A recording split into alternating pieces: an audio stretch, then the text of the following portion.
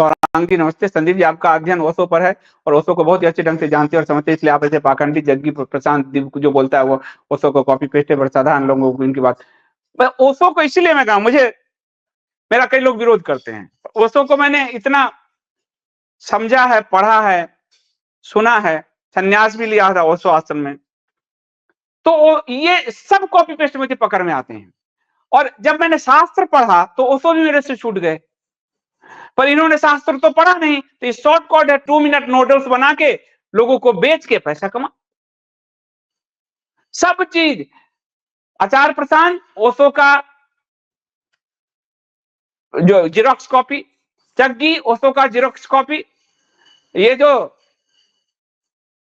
दिव्य कीर्ति है आईएएस बनने वाला ओशो का जेरोक्स कॉपी, और ये जो आईआईटीएन बाबा आया है इसके दिमाग में भी केमिकल लोचा ओशो पढ़ने के कारण हुआ है। ओशो पढ़ने के बाद हाई लेवल पर अफीम चढ़ जाता है दिमाग पर, ये हमारे भी चढ़ा हुआ है, इसलिए उस चढ़ने को हम समझते हैं। ओशो पढ़ने के बाद आदमी को लगता है कि वो आध्यात्मिक दुनिया का उस लेवल वहां पहुंच गया, क्योंकि ओशो तार्किक बहुत है और लोगों को तर्क समझ में आता है। आपको एक कहानी सुनाता हूं। ओशो ने अपने आप को घोषित किया आचार्य रजनीश से भगवान रजनीश। अब बेचैनी हुई बहुत भयानक, गाली गलौज सब हुआ, पर उनके शिष्यों ने भगवान मान लिया। भगवान रजनीश के साथ अमेरिका में क्या क्या हो गया आप देख ही सकते हैं। भगवान अपनी रक्षा नहीं कर पाए, हाथ कड़ी बेरी में लगाया गया, घुमाया गया, पूरा 21 देश में घुमाया गया, हवाई जहाज उतर नहीं सकता था। पहला धर्मगुरु भारत का जिसने क्रिश्चियनिटी के साथ सामने झुकने से मना कर दिया, और जिसके कारण अमेरिका ने हथकड़ी बेड़ी लगाकर घुमाया और दुनिया के हर देश को आदेश दे दिया कि कोई भी इनके विमान को उतरने नहीं देगा। भारत में मोरारजी खून पीने को तैयार बैठे थे उस समय, जब इनको हटाएगा तो राजीव गांधी थे, राजीव गांधी भी खून पीने को तैयार बैठे थे, तो नेपाल भागे, नेपाल से भी उनको भगाया गया। फिर इसे पूरा कहानी मैंने आपको सुनाई हुई है। तो ओशो का जब वहां से आए तो उन्होंने कहा अब ये भगवान टाइटल सरेंडर करो।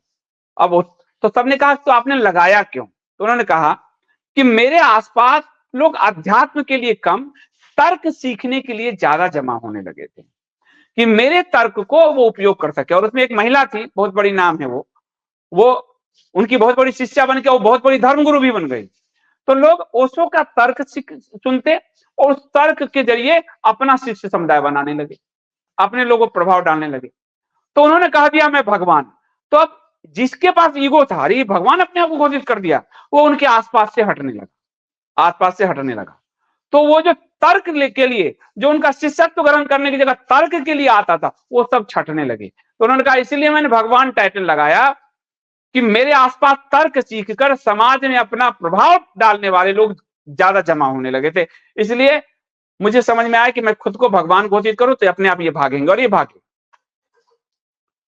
तो वही जो तर्क है, अब उस तर्क में अगर हृदय नहीं है, अध्यात्म नहीं है, वो तर्क विषैला हो सकता है। ये आचार्य प्रशांत, जग्गी, इन सब को देखकर आपको लगेगा, दिव्य कीर्ति को देख के लगेगा, और ये सब इतना मीठा करके बोलेंगे, ओशो को नकल करते हैं नाक से, जग्गी नाक से बोलेगा। देखना, ये ओशो के पूरे नेशनल वॉइस को कॉपी किया है उसने। उसके बाद दिव्य कीर्ति मीठा बोलेगा, एकदम चबा चबा कर बोलेगा। ओशो के वाणी में ठहराव था, तो उस चबा चबा कर बोलेगा। आचार्य प्रशांत ओशो के तुम तराक और क्रोध वाली जो रूप है उसको एडप्ट किया है।